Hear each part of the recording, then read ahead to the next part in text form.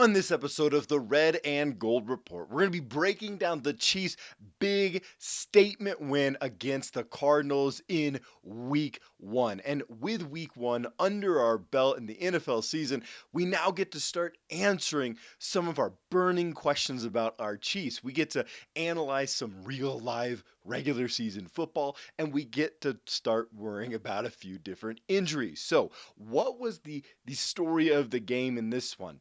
I would say domination. Like the Chiefs scored touchdowns on their first three drives while forcing the Cardinals to start the game with a three and out and then put a goose egg up in the first quarter. The defense really played well early in the game, particularly. And the Chiefs, they never looked back. Mahomes had 12 consecutive completions at one point in the second quarter, and the Chiefs heading into halftime up 23-7. Even though our starting safety was somehow kicking field goals for our injured kicker. And as the third quarter opened, the outcome became ever so predictable. The defense, which sported three rookie starters for the Chiefs, held the much heralded Kyler Murray to only 7 points in the first three quarters. The Chiefs' offense kept putting together sustained drives that gave us six touchdowns. They also somehow managed 33 first downs. But the defense really shined as well, allowing only 179 yards passing in the passing game all day. And, well, as the clock winded down, things became so obvious that Chad Henne was sent in for mop up duty with like 5 minutes left to protect the franchise's greatest asset. And finally, time mercifully ran out. Well, for the Cardinals anyway, with the Chiefs finally on top 44-21. So, who was the player of the game? You know who it was. The Patrick Mahomes. He looked like a man on a mission. He spread the ball out. I loved how he was spreading the ball out. He spread it out to 10 different targets with 9 different players catching passes. He was throwing his classic off balance, underhanded passes across his body passes all over the place from all sorts of different angles. He had 5 touchdowns, 0 interceptions. He was 30 for 39, a near perfect night for Mahomes. And he had me asking, Tyreek who? Who? Mahomes dealt well with pressures, and he was pressured through the afternoon. He also dealt well with a few miscues by other players, and yet he just kept finding ways to get the ball down the field and into the end zone. He looked like a point guard out there, confidently distributing the ball around the field in postseason form. And he did nearly all of this after hurting his left wrist early in the game, falling back on it awkwardly. So Mahomes definitely gets player of the game for this one. And hey, real quick, before we get to all the player analysis, I got a lot to share with you. Make sure to subscribe to this channel, like this video to get the best independent Chiefs game analysis throughout the season on the web. But before we get to who played well across the team, I gotta get to the big burning question that we've really had all offseason. How are these wide receivers going to shake out, right? Who's going to be the number one wide receiver? Who's going to get the targets? How are they going to be deployed and used? Well, we found out a lot actually during this game. We found out that a part of the equation is going to be the heavy use of two tight end sets, which is just fine with us Chiefs fans. I mean, Kelsey had a dominant night. Fortson continues to really intrigue me. Part of the equation was also throws to running backs, with the backs being targeted with 7 passes. But how about the wide receiver usage and play? Well, everyone played pretty well at least, but no one wide receiver stuck out. Wide receiver Juju Smith-Schuster was targeted the most with 6 catches on 8 targets, 79 yards of receiving. He particularly looked good, I thought, on short to intermediate routes, particularly over the middle. But then he did fumble at the end of the second quarter to prevent that drive from continuing, so that was a little bit of a disappointment. Mecole Hardman got the second most targets with 6. He also had a nice touchdown catch as he was hit.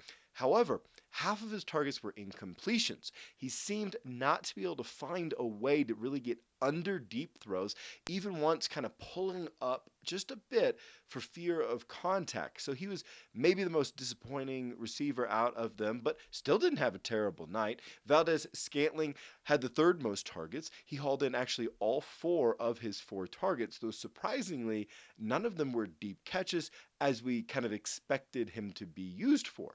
Sky Moore had a great 30-yard catch. Man, that guy is exciting, but he was only actually targeted once. So, to our burning question of these wide receivers, well, each of them had some good moments. They really did. All of them had good moments. Nobody played bad, but there really wasn't one player who stuck out above the rest. And well, I think that might be a good thing. Like this offense, I think it might really hit its stride because of that. Being able to spread the ball around more, keep defenses guessing instead of knowing that, hey, it's going to go to Kelsey or Tyreek each play like it has in past seasons. So it was very interesting to watch those wide receivers and how Mahomes was spreading the ball around. Who else played well on offense? Well, man, Travis Kelsey was just playing dominant, right? He had 8 catches on just 9 targets, 121 yards receiving and a touchdown. Now, that stat line, it seems ordinary for him. And because it seems so ordinary, well, that tells you why he's going to Canton someday, doesn't it? And the game also marked his 30th career outing with over 100 yards, becoming only the third tight end in NFL history to achieve that. Running back Isaiah Pacheco also looked good. He was explosive every time he touched the ball. I'm excited about this guy. He carried the rock 12 times for 62 yards, a touchdown, and a 5.2-yard average. He runs like a man who wants to run the ball. And what impressed me about Pacheco the most is that those stats almost entirely came at the very end of the game when the Cardinals knew we were just trying to run the ball out. Like, he just kept running it anyway, even though they knew it was coming. And you know what? I got to admit, for all the bad games that I've criticized Clyde Edwards-Helaire for in the past, he played well in this game. He did, particularly in the first quarter. He ended with a great 6-yard per average carry on each carry on 42 yards, adding 32 yards and 2 touchdowns through the air. He looked a lot more determined and up to the task than he has in past seasons. And kind of what I'm hoping at this point is Pacheco starts to be featured as the main running back. And then Clyde could be used to spell him and be used as a pass catcher out of the backfield.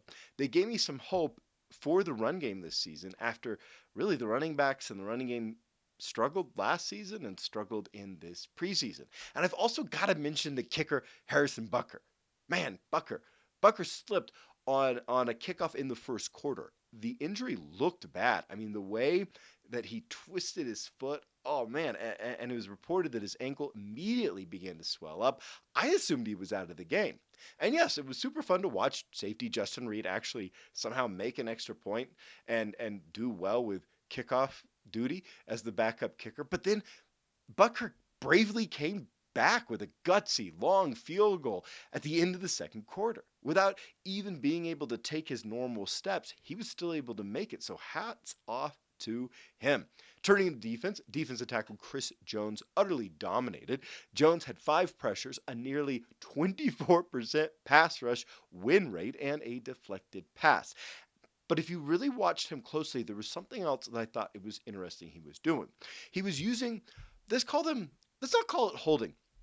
Let's call it crafty veteran moves on certain plays where coaches would call a stunt for a defensive end, and he would eat up with crafty veteran moves interior offensive linemen and really give some guys very easy paths to the quarterback. And so it wasn't just his stat line and it wasn't just his pressures. It was also how he was setting up other players on their stunts. Rookie defensive end George Karlaftis also had a very strong game. Personally, I counted 5 different pressures. He added a tipped pass in the fourth quarter and his motor flashed all day long. The dude doesn't quit. Linebacker Nick Bolton led the team in tackles and particularly did a great job, I thought, containing quarterback Kyler Murray. Like, Murray is known as a successful running quarterback, and he wasn't on this day. And I think a lot of that went to Bolton.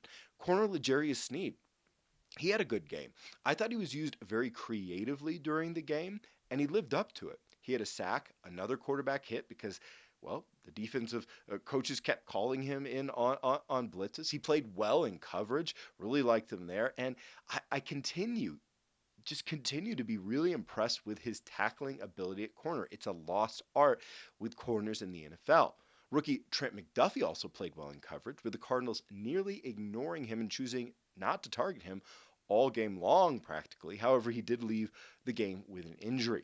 Safety Juan Thornhill played great in coverage, including a couple just extremely athletic pass breakups down the field. His range looks just fantastic to start the season on the back end. And I gotta say that I like Spags. His defensive coaches, I like their game plan this game. They got creative and how to bring some pressure. They brought defensive backs. They brought linebackers on blitzes, and I thought it made a big difference. We just didn't get to the quarterback last season, and I like that they were willing to get a little more creative to start this season. I also liked how they were cycling through defensive linemen to keep everybody more fresh. But, well, moving on to the other side of things, who struggled? Who struggled on offense? Well, when you score 44 points, yeah, there's not many people who struggle. The only one that I would point out was that, and there's not really a nice way to put this, left tackle Orlando Brown Jr. just had a terrible day. He allowed 7 pressures all by himself. For reference, Trent Williams of the 49ers allowed 16 pressures the entire season last year. Orlando allowed 7 in one game. He looked really stiff. His foot speed was just too slow to reach blitzers coming off the edge on multiple occasions. It almost seemed like the Cardinals started to target him with blitzers, knowing that he wasn't going to be able to get out there. And he would have allowed a few sacks if it wasn't for just Mahomes' magical feat to Houdini himself out of the pocket. It was really bad enough to get me concerned about him. And so we got to hope that this guy gets it together in the next few weeks. Who struggled on defense? Well, again, not many. The defense really dominated. But got to mention a few. Frank Clark played poorly. I know he's been sick, so let's give him a mulligan. But it wasn't just sickness or explosion. It was he missed an easy sack that Chris Jones just teed up for him. And basically, he was missing in action all night. I went back and watched the game film again and kind of tried to look at what was going on with him. And here's what I kept seeing him do. When he takes a snap, a pass rushing snap, instead of getting at the quarterback and being determined to make a move and say, I'm going to use an outside move and get around the edge, or I'm going to use a bull rush and get right in the tackle's face, a lot of times he's half standing up and immediately making some silly little fake move with his head instead of getting upfield. And I think he thinks that he's tricking the offensive tackle when all that's happening is he's just giving the offensive tackles all the time they need to beat him in their pass sets. So I don't know what's going on there. Well, I do. He's got to get that together. Also, I know people aren't going to like this, but I just watched the film and I call it like it is. For all the fun it was to see Justin Reid kick the ball, the big free agent safety was a mild, not terrible, but mild disappointment in his first game as a Chief, including allowing a long second quarter throw. But I'm really hopeful that he'll be more effective as he gets used to the system and that the coaching staff can use him in some different ways to put him in positions to win. Which brings us to the injury situation, which got a little beat up in this game. Starting right guard Trey Smith left the game with a hurt ankle. He didn't return. Starting corner Trent McDuffie strained his hamstring. Justin Watson injured his chest. Patrick Mahomes landed funny on his left wrist. It was wrapped, and then he, played amazingly, but that's going to be interesting to monitor. And obviously, Harrison Butker hurt his ankle, but admirably came back in the game. Now, none of these injuries seem right now. We have making this on Sunday night, so we have very limited information, but none of them seem to be season ending. However, they are concerning because we're going into a short week. The Chiefs are going to be playing the Chargers on Thursday, so I'm hoping they heal quickly. Well, that about does it for me. But what do you think? Who stood out to you? Who struggled? Whose injury are you worried about? And what are you thinking about for this Thursday night, the game against the Chargers? Let me know all of that in the comments below. Make sure to subscribe to the channel. Thanks for watching, and go Chiefs!